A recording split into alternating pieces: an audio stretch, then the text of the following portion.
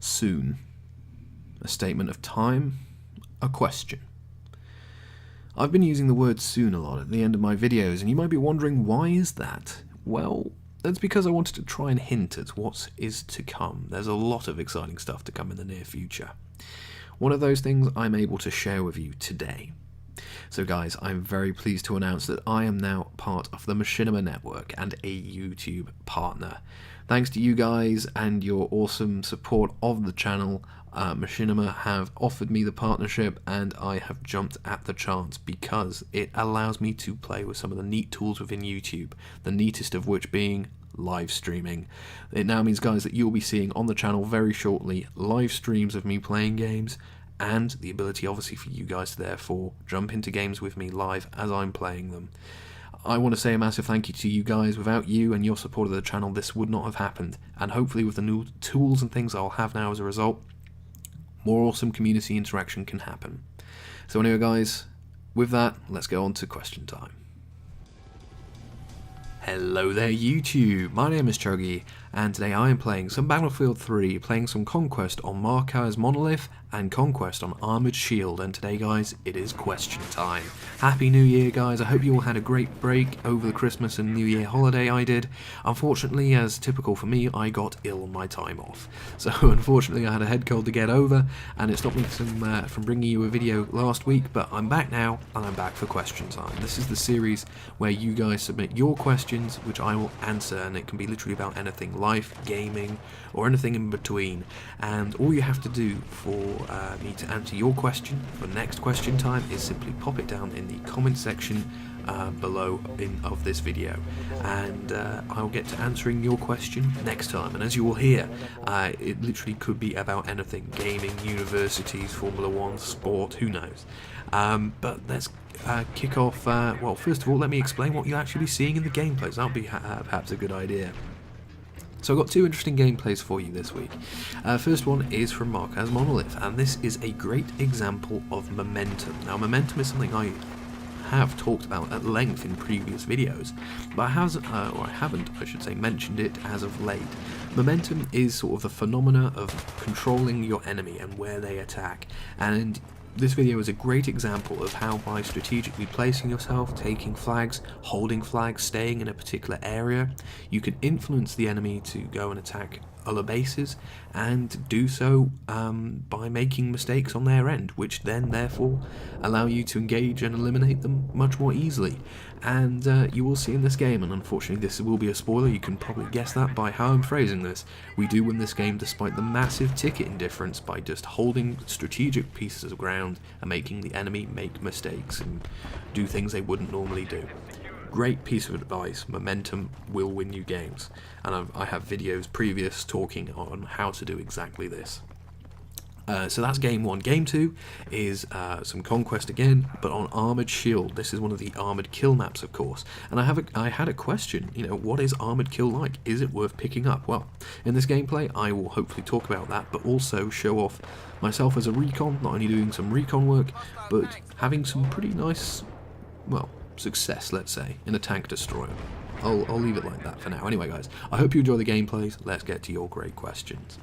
So question one this week comes from Kai Oraband and is also echoed by the Las Vegas Outcaster, and they ask, or as Kai Oraband puts it, how can I stand Battlefield 3 in normal mode? Therefore, do I play hardcore mode, or how come I don't play hardcore mode? Well, the long and short of it is, when I play Battlefield, I tend to play as a recon. And the thing with hardcore mode is, of course, recon's primary weapons, and the weapons I prefer to use when I'm a recon are bolt-action rifles. And in hardcore mode, that's one shot, one kill. And to be honest, that isn't something necessarily that I'm always interested to take advantage of, I guess. I quite like it in core mode, where I have to consider my shot, you know, I've got to make sure I'm accurate and everything else, whereas perhaps in hardcore mode I'll be able to get away with a chest shot or a leg shot or something, and I guess I just find it more of a challenge. It's funny, I remember seeing on Twitter recently someone describing hardcore mode as a place for bad recons to die, because of course all recons tend to do, and in particular in hardcore, is just use the nature of a one-shot kill to get easy kills. I'm quite the opposite. I like the challenge of getting a headshot, or getting 2 follow-up shots in close succession on a moving target, whatever it might be. And as a result of that, I don't play hardcore much. I do play it from time to time, but nowhere near as much of it as, if you will, core mode. So I do play hardcore, but not as much as hardcore, I guess. Not much more to say than that. So thank you guys for the question. Hopefully that answers that for you. Next question comes from GuitarWits FS, and they ask a great question. What is my favourite sport and why? And this is going to surprise some of you guys, I know it will. My favourite sport is rugby. And I expect a lot of you will probably be going, what, it's not Formula 1? Yeah, it's not Formula 1 for a few reasons. First of all, that Formula 1 is very money orientated in terms of, if you've got money, you'll normally get success. And, well, the fact that rugby has one quality or set of qualities, traits, whatever, which I don't think Formula 1 possesses. And that is the weird combination of the requirement to be physically strong and, physically strong, but also being tactically strong all at the same time in a group. The thing with rugby is that it's a tactical game. You've got to place your players, you've got to make your plays, and the rules of the game are pretty strict. If you get it wrong, you lose possession, you get a penalty against you, whatever the case might be. But at the same time, you need to be an incredible athlete. You need to be really physically strong. You need to be able to play 20 or so phases of the game where you get knocked down, you have to get up again and keep going. And I just admire the physical ability and the mental ability to play the game, I guess. And it's something which you don't really see elsewhere. Now you might argue, well, what about American football? True, but in American football they wear armour, which obviously means the impacts are perhaps a little lighter, but also the play stops when the ball drops to the floor or goes dead. That doesn't happen in rugby, and you can get 20 phases of the ball being played, stopped, dropped, whatever, and the players have to keep going. It's quite a test of stamina and strategy, and I think that's why I prefer it.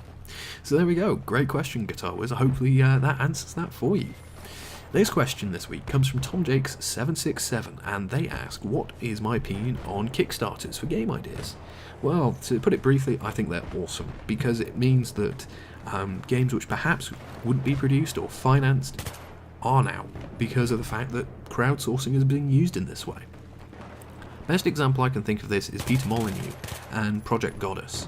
And for those of you who haven't heard what this is, it's basically him bringing back the God sim genre, where, if you've heard of Populous, for instance, a sort of, if you will, spiritual successor to Populous. Now, Populous is one of my most favourite strategy games, just by the nature of how the game is, but it just hasn't been made because the money hasn't been there for it. Now that people have pledged money, a game is being made, and great, I get to play a game I like. Awesome, we know where it's win-win. And what I particularly like about Kickstarter stuff is it's being used all over the place. It's being used for technology, it's being used for charitable stuff. Benefit of technology, I guess. All in all, Kickstarters I'm very pro, and obviously in terms of games it means I get to play games which I like to play. Awesome. So yeah, all in all, I'm very positive about it. Thank you, Tom, for the great question. Next question this week comes from Trey Currybar. First of all, thank you for clarifying how to pronounce your name. But they ask, their question this week is, what is my best sort of battlefield moment in Battlefield 3? And they sort of say, well, was it this moment where I got a pretty nice multi-kill with some grenades, or was it this moment where I was flying a helicopter? It's going to be a bit of a wussy answer, and perhaps again something which might surprise you. But my best Battlefield moment, in my opinion, was the moment I won my first game on Battlefield 3. The reason being is that when you start a new game, in general, it's a level playing field, especially, on the day of release, whatever it might be. It's a very level playing field. No one knows the maps, no one knows the strategies, the weapons, and the balance. And winning your first game is kind of that indicator of, well done, you and your collective of people, your team, you did something well, better than the opponents. Keep doing that. And it's just those sort of little miniature sort of almost, well done, you got that right, which keeps me going. And it's nice to go into something unfamiliar, something unknown, and to get that experience. So my best Battlefield moment, Battlefield 3, winning the first game. because it's, you know, it's just reinforcing, well done, you're off to a good start, keep going. So yeah, kind of perhaps a wussy answer, not, you know, this amazing multi-kill or something you'd never see elsewhere. Just a moment of, well done, you got that spot on, keep it up. And that was a nice Battlefield moment for me anyway. I'll digress. Thank you for the great question, Trey. Interesting question. Next question this week comes from Dr. BCDPS3, and they ask, what sort of new features would I like to see for Battlefield 4? You know, they could be new features or taken from elsewhere. What would I like to see? Well, there are a few things I'd like tweaked, and in fact I mentioned this in a previous video about the balance of Battlefield. You know, things I'd like changed for the next game, and I have a few gripes, I'll be honest. So one of my main gripes is that, for instance, all the weapons are very similar, you know, they do the same damage. So what you tend to see happen is just the fastest firing is used all the time. Think AEKs, MP7s, F2000s, whatever. I personally would perhaps like to see where, for instance, the assault rifles, instead of doing very, very similar damage, apart from the G3, they all do perhaps more or less damage, just to bring a bit of variety in, with their pros and cons as a result. In addition, I'm not particularly keen on bunny hopping. I think that as a means of escape, yeah, sure, go for it. But when you see someone bunny hop from flag to flag because it's quicker than running and they get no penalty for doing it, I kind of think, yeah, that's borderline exploit. And the fact that obviously the opponent perhaps won't be able to aim and hit you as easily due to netcode and other things, that's a whole nother topic for another video. In general, what I'd like to see though for Battlefield 4 is more of the same, because I think that, you know, overall the balance is good in Battlefield 3. The maps are great. I'd like to see perhaps some old maps from older games come back, you know, maps from Battlefield 2 Modern Combat, the Bad Company series, Battlefield 2, just brought back, reinvented for the Frostbite engine, for, you know, destructibility and all the rest. In fact, that's one thing, more destructibility, why not? All in all, just Battlefield 3++, I guess. Just an improving the problems, adding features where possible, just more.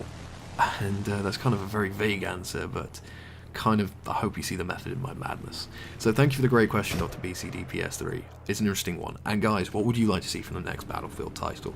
I've got my impression of it. Of course, you'll have yours based on the situations you've been in. And that's just my thoughts on it. So anyway, guys, yeah, great question, and I'd love to know what you think of that as well. Next question this week comes from Trevor Duncanson, and they ask a really interesting question as well. They ask, how did I get into making videos? And, you know, as someone who's interested in producing videos themselves, what piece of advice or, you know, tips and tricks can I share? Well, I got into making videos of games, or machinimas, whatever, from a pretty early age. I was playing Driver and Driver 2 and things, and using the replay editor and stuff in there, you know, since I was very young, and sort of making up stories which link the various replays and things together.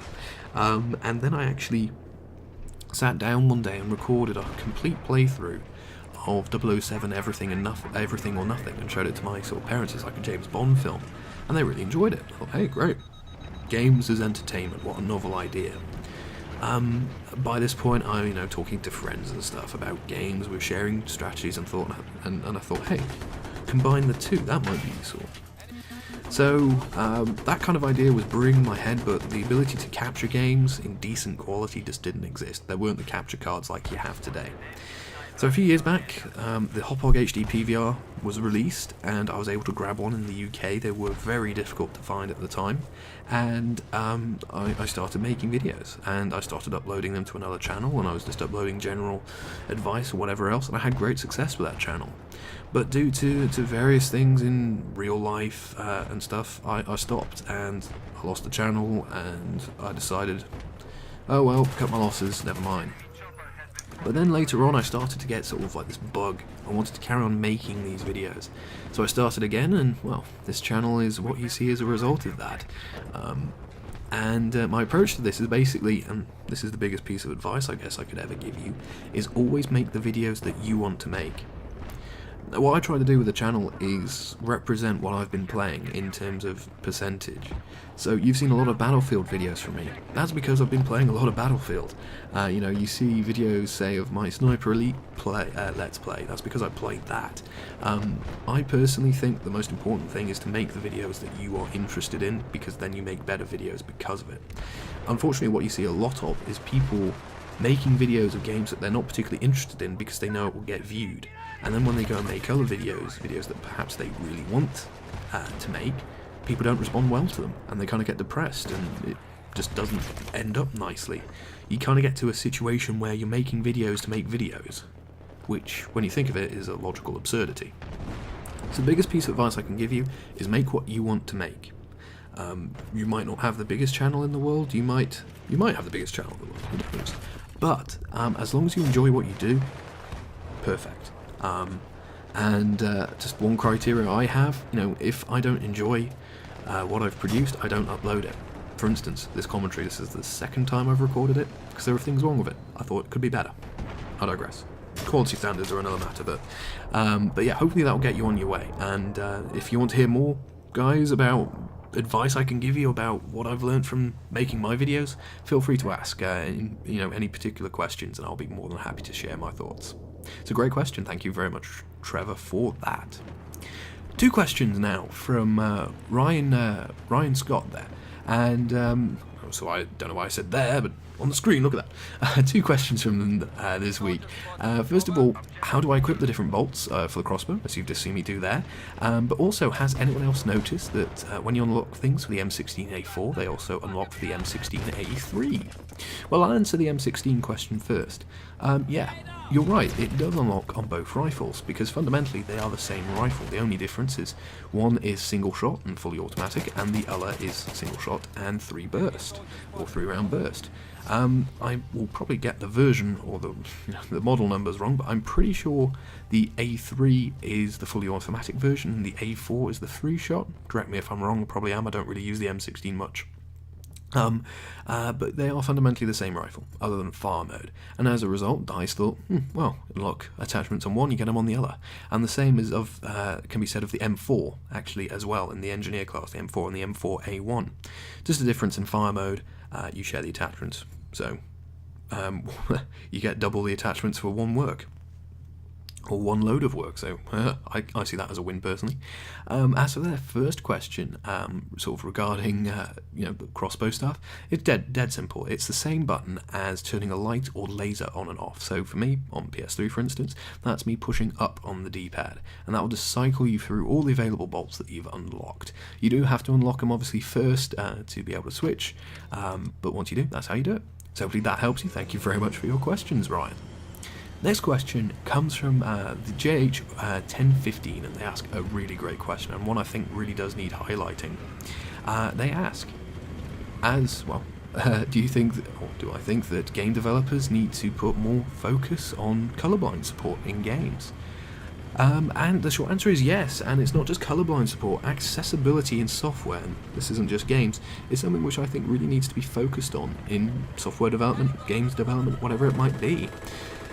My personal view on software is it's only any good if the person can use it and use it for what they want. If you have, say, an issue where you can't use a mouse because whatever reason you can't, say you don't have any hands, I don't know, you know, if the program's only been written to allow mouse input, it's not very useful now, is it? Same can be said of colorblind support. If you can't tell the difference between friend and foe, well, that's not very good. You can't use it. I'm right with you here. I really do think that development, both game and software, really should focus on accessibility going forward. And yeah, I think it's very, very important indeed. So I'm really with you on colorblind support. Thankfully, we now have it on the console version of Battlefield 3. We didn't have it for quite a while. I believe the PC got it quite early on. I really do think it's something which should be included straight away, no patching. And other features, as well as things go on, would be very welcome. I do recall seeing a story somewhere on the internet of a guy, game had just been released, really excited to play it, found that he couldn't map or remap keyboard bindings, and because I think he only had one hand, he wasn't able to hit all the keys. Developers saw it, they implemented something for him. Perfect. Well, not perfect, it should have been there in the first place, but, you know, a solution. makes the thing usable, great. Problem solved. So anyway, the JH 1015, great question. I'm right with you on that. Accessibility for everyone, all the way. Next question this week comes from, let's see here, John Barnard. Here we go. Here's the question about Armoured Kill. And they're asking, what are my views about it on PS3? Well, I dug this gameplay out for you to answer this question. I actually was really pleasantly surprised when I first played Armoured Kill on console. I was expecting a bit of a car crash, to be honest, because obviously we only have 24 players and these are some of the biggest maps ever released in Battlefield history. And it does show, I'll be honest, you can go for quite some time without seeing anyone at all. It can get a bit almost lonely, but there is a good tempo of people moving around the map.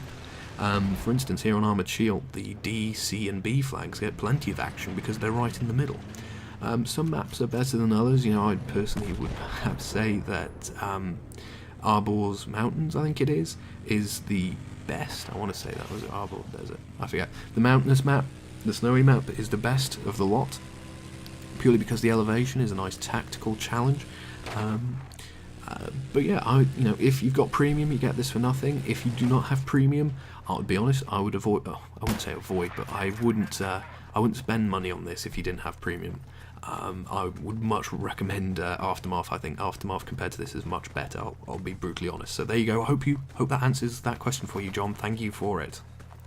Now the next question this week comes from Lancer J, and they ask, even though sort of next generation consoles haven't been announced yet, they are getting closer. What am I looking for in a next generation console? Well, to be honest, there's kind of two things. First of all, again, this very abstract more thing. So, more in terms of just pure hardware underneath the hood. For instance, current generation consoles have laughable amounts of RAM. 256, 512 megabytes, that's nothing. Computers these days have 6 gigabytes, and those are like the cheap laptops and desktops you can get these days.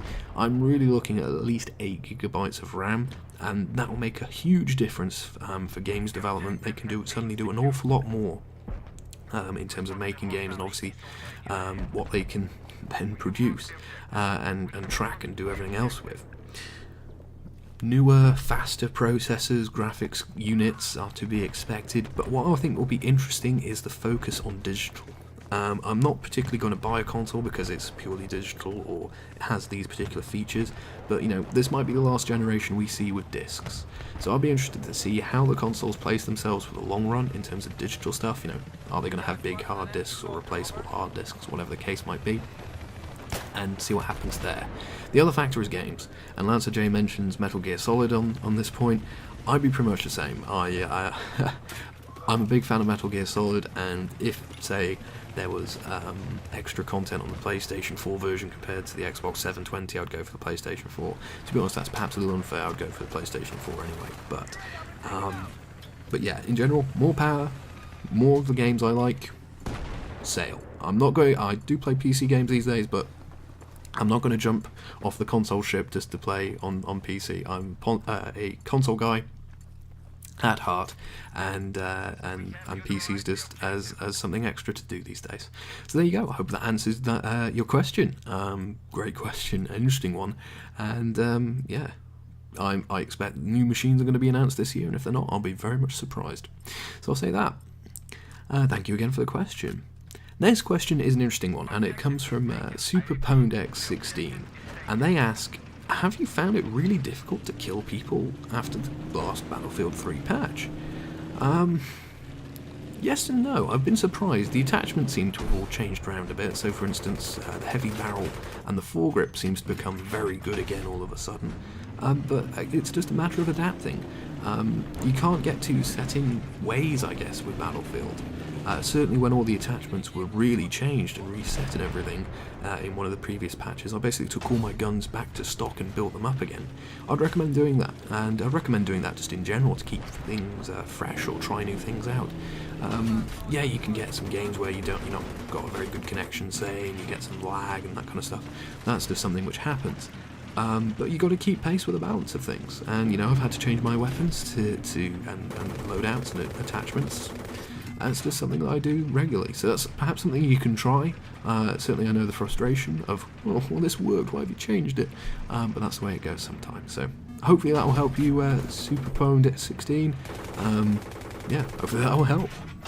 Now, I have a couple of Formula 1 questions. I've decided to keep them all together this week. So here we go, Formula 1 question time, as we will call it. So question 1 comes from the Lightning Cruiser, and they ask, have I ever seen a Formula 1 race live? No, I haven't. I've never seen any motorsport event live, and I'll say live by live as in the flesh. I've actually been at the track. I've never been to any track when an actual motor race has been happening, but I have of course seen them on television and things. It's on my bucket list, things to do before I die, to go and watch races. I'm thinking Spa, Montreal and Monza before I die. So yeah, I will be, but I haven't yet, so I'll say that. Thank you, Lightning Cruiser, for the question. Next question comes from Chris Halliwell, and they ask, do I support or oppose Formula 1 becoming a closed cockpit racing series with the introduction of canopies? I am pro-driver safety, is how I'll answer this. Canopies is one answer being banded around. I have doubts actually that it'll be as safe though, because just think, Nick Heidfeld, Hungary, a few years ago, his car caught fire, he had to get out of there quick. In fact, it's a regulation, they have to be out of the car in 5 seconds, the driver that is, to actually drive. It's one of the requirements. With a canopy, I can't really see that being possible, to be honest, unless it's like an ejector seat or something, but that might pose its own risks. But anyway, not so sure about canopies, but mind you, then you have issues like poor Felipe Massa, again, Hungary a few years ago, flying debris and stuff. It's a difficult one. I believe the idea is being looked at as a partial canopy, so like just over the nose cone and then it stops where the driver will just pop in and out, so it'll be partially open. But to be honest, I'm pro-driver safety. If it improves driver safety, I'm for it. Obviously, we haven't had, thankfully, a fatality in Formula 1, for instance, in many years, since 1994, and I would like that to continue. I am very pro-driver safety. People call me a hypocrite because they always go, well, you like the crashes. Why are you pro-driver safety? Well, yeah, I like to see cars crash, but I don't want to see the drivers hurt. So I'll say that much. So hopefully that answers your question. Interesting question. Next question comes from Gasman2418, and they ask, what is my favourite Formula 1 track to drive around? It's Spa. There's just something about that place I love, the flow, the just types of corners and everything there. I think it's great. And probably the final question this week comes from Shadow Ulf, 7, and they ask, if all the Formula 1 cars had the exact same performance, which 3 drivers would be consistently on the podium? So who are the best 3 drivers? Interesting question. So definitely up there would be Fernando Alonso, because pound for pound most people call him the best all-round driver. I reckon Lewis Hamilton would be up there, just by on his pure aggression and driving style. But I also think you might see someone like Sergio Perez or Jenson Button up there as well, because they have got not only the ability to make the tyres last, but they can be aggressive when it's needed. They're very calculating, very smart with how they drive the car. So I'd probably say Lewis and Fernando for definite, and perhaps Jenson or Sergio. Just in the way they drive the car and are very clever with it, and that might surprise people. But I do think that for instance, just think the Brazilian race, the finale of 2012, Jenson Button, he was masterful in his driving ability. He judged where to push and where not to on the dry and the wet tyres in the changing conditions, and look at the gap he built up repeatedly, even despite the safety cars. And Sergio can do the same. We've seen him last incredible distances on one set of tyres and things. I rate those 2 very highly. Now they're teammates, so Lord knows what will happen with McLaren, one-stop strategy kings. Who knows? Shame they've got the fastest pit stops. They won't be able to use them very much. I digress. Never mind. So yeah, unfortunately, I am running out of time, so I better wrap up question time there. Unfortunately, I haven't been able to answer every single question, but as normal, I'll try and answer as many questions in the comments of the previous question time video as possible. So anyway, guys, again, thank you so very much for watching, and thank you for all your great questions. If you have anything you'd like to ask me or any comments on what you've heard me talk about today, please do feel free to leave the comments down and questions, of course, in the comment section below. I'd love to know what you think. In addition, if you could leave a like, dislike, whatever you believe this video deserves, that would be fantastic. And if you're new to my videos, you can always subscribe. As I said before, guys, soon is a expression of things to come, and I've talked about it. One thing today, which is happening. There's more exciting stuff to come. So again, as always, guys, thank you so very much for watching. I've been Chuggy, and I'll see you next time out on the battlefield.